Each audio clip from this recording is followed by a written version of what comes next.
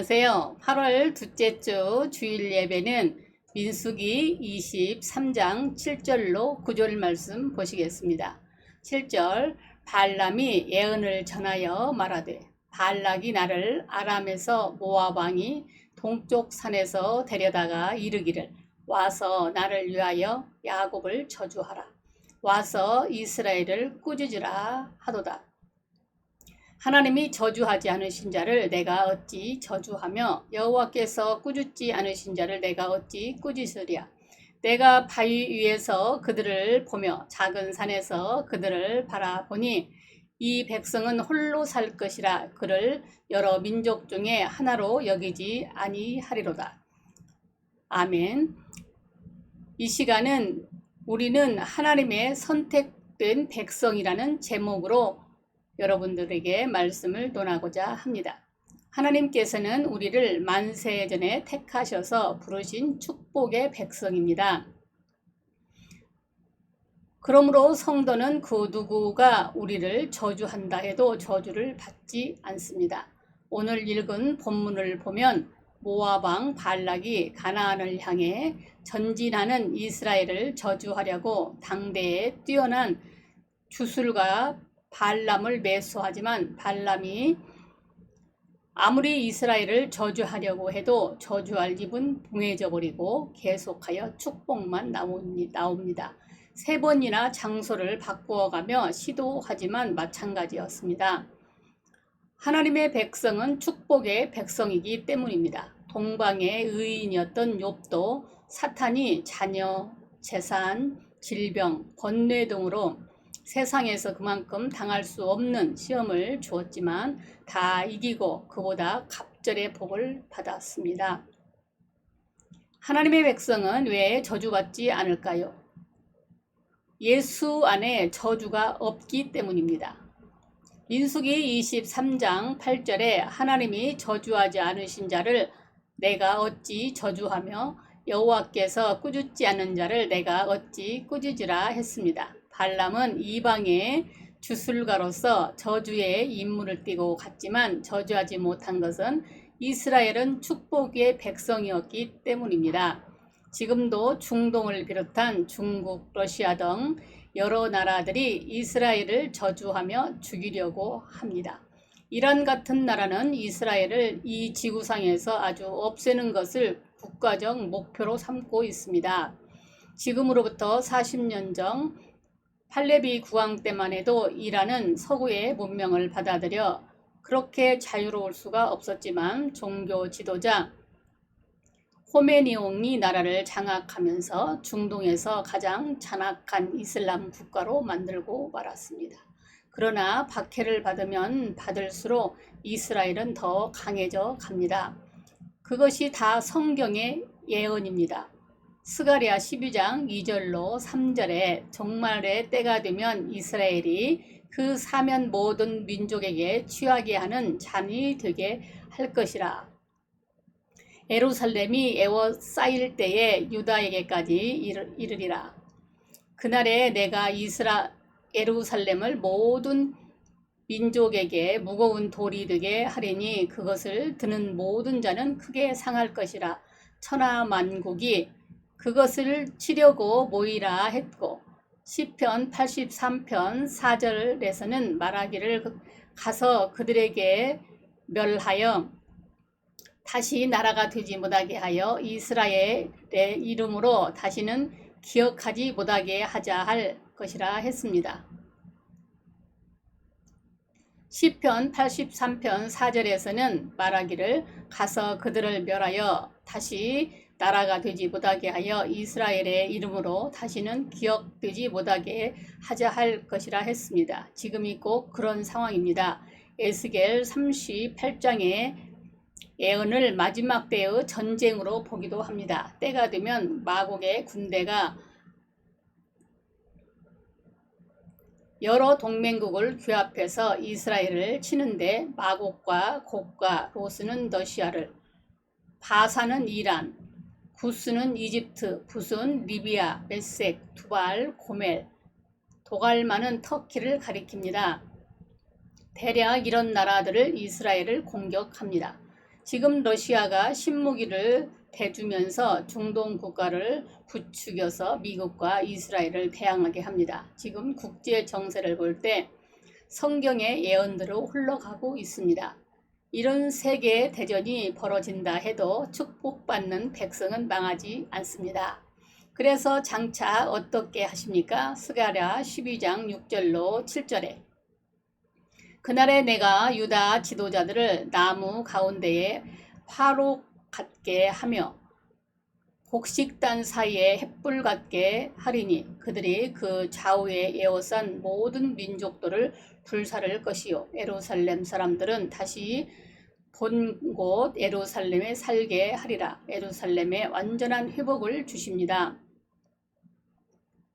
지금 주변 나라들이 이스라엘 공격까지만 이스라엘의 아이엄돔이라는 세계 최고의 방공 미사일이 있어 다 하늘의 미사일을 폭파시키는 것을 보면 스가랴 2장 5절에 여호와의 말씀에 내가 불로 둘러싼 성곽이 되며 그 가운데에서 영광이 되리라 한 말씀이 생각이 납니다. 적의 미사일이 수백 발씩 날아 들어와도 이스라엘 백성들은 하늘의 불꽃쇼를 구경하며 편안히 잠자게 됩니다. 하나님께서 아브라함에게 주신 축복처럼 이스라엘을 축복한 자는 축복을 받고 저주한 자는 저주를 받게 될 것입니다. 그래서 친이스라엘 정책을 펴면 복을 받습니다. 미국이 부강한 나라가 된 것도 친이스라엘 정책 때문입니다. 우리가 중동의 석유 때문에 그 반대로 나갔지만 그 생각을 뛰어넘어야 복을 받습니다.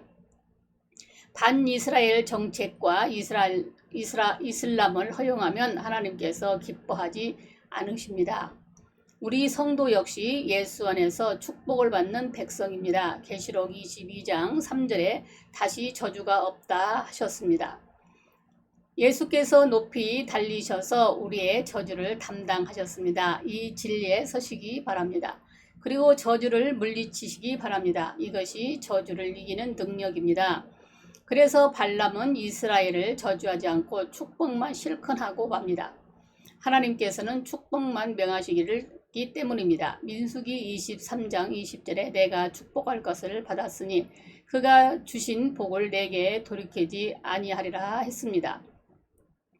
모압왕은 발람이 축복하는 것을 보고 수요에 압도해서 그런가 보다 하고 이스라엘의 끝자락 쪽에 산꼭대기로 데리고 와서 다시 저주를 시도합니다. 그러나 저주하려고 서면 축복만이 계속하여 흘러나옵니다. 이처럼 하나님이 주장하시면 우리 육신의 뜻대로 되지 않습니다. 우리의 체험을 봐도 우리의 의도와는 달리 성령께서 우리의 기도의 제목도 바꾸시고 설교의 내용도 바꾸십니다. 오늘은 이런 기도를 해야겠다 하는데 다른 기도를 하고 오늘은 이런 말씀을 전해야겠다 하는데 다른 말씀을 주기도 합니다. 그런데 분명한 것은 하나님의 백성은 저주할 수 없고 저주받아도 저주가 임하지 않습니다. 그래서 민수기 23장 23절에 야곱을 해할 점술도 없고 이스라엘을 해할 복술이 없다고 했습니다. 당시 이방 세계에서는 원수를 해하는 사술을 시행했습니다. 예를 들면 원수의 인형을 만들어 놓고 칼로 찔러 놓든지 화살로 눈을 찔러 놓습니다. 그렇게 하면 원수가 저주받아 망하게 될 것이라고 생각을 했습니다. 그런데 이스라엘은 하나님이 함께 하시기 때문에 어떤 사술과 복술도 통할 수가 없었습니다. 성경은 이렇게 말씀합니다. 로마서 8장 31절로 32절에 만일 하나님이 우리를 위하시면 누가 우리를 대적하리요. 자기의 아들을 아끼지 아니하시고 우리 모든 사람을 위하여 내주시니가 어찌 그 아들과 함께 모든 것을 우리에게 주시지 아니하겠느냐 했습니다. 그래서 예수님은 제자들을 파송하시면서 너희를 해할 자가 결단코 없으리라 누가복음 10장 19절은 말씀하셨습니다. 그러나 예수 떠나면 안 됩니다. 아무리 축복의 백성이라도 한 가지 약점이 있습니다. 계시록 2장 14절에 발람이 발락을 가르쳐 이스라엘 자손 앞에 걸림돌을 놓아 우상의 제물을 먹게 하였고 또 행음하게 하였느니라. 슬픈 것은 발람이 이스라엘을 저주하지 못했지만 이스라엘이 저주받을 방법을 귀뜸해 주었습니다. 미인계를 쓰고 우상을 섬기게 하라. 당시 이방 종교의 제의에는 여사제가 있어 이스라엘 남자들이 미혹되기 쉬웠습니다. 이 계략에 이스라엘이 넘어가고 말았습니다. 지금도 원수 사탄은 하나님의 백성들을 어떻게 하면 넘어뜨리고 저주할 궁리를 찾아 광분하고 있습니다. 어떤 일이 있어도 예수 떠나거나 말씀 떠나거나 범죄하지 마시기 바랍니다.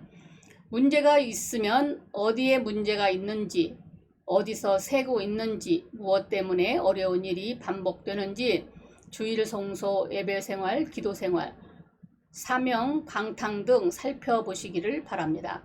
그러나 감사한 것은 예수님의 기도가 있기 때문입니다. 누가복음 22장 31절로 32절에 시몬아 보라, 사단이 밀가불 듯 하려고 너희를 청구하였으나 그러나 내가 너를 위하여 내 믿음이 떨어지지 않기를 기도하노니 너는 돌이킨 후에 내 형제를 굳게 하라 하셨습니다. 여러분도 시험에 들지 않게 기도하시기 바랍니다. 중세기 유명한 교부 어거스틴의 젊은 시절 이야기입니다. 어거스틴의 어머니 모니카는 아들이 방탕하여 사생자를 낳고 만이교를 빠져 아들에 대한 어머니의 고통은 말할 수 없었습니다. 날마다 눈물의 기도였습니다. 어머니가 그 당시 감독 암브리시우스에게 가서 부탁했습니다. 감독님, 제 아들이 이러한 이단에 빠졌으니 제발 한번 만나서 잘못된 점을 일으켜 주십시오. 그러자 암브리시우스는 아니요. 그를 그냥 거기에 내버려 두십시오. 오직 그를 위하여 기도하십시다.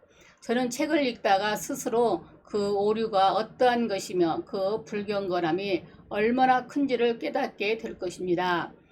그러면서 그 대의 삶을 두고 이르노니 눈물의 아들은 결코 망하지 않소. 그 아들을 위해서 그 정도의 눈물을 흘렸다면 그가 멸망하는 일이 발생하는 것은 불가능합니다. 말했습니다. 사랑하는 여러분, 힘이 많이 드십니까? 엎드려 자기들의 삶을 점검할 기회를 주심이라 생각하고 감사하며 자기가 가장 잘하는 것이 무엇인지 기도하는 기도의 기간이기를 부탁합니다. 말씀 듣는 여러분, 복받는 백성입니다.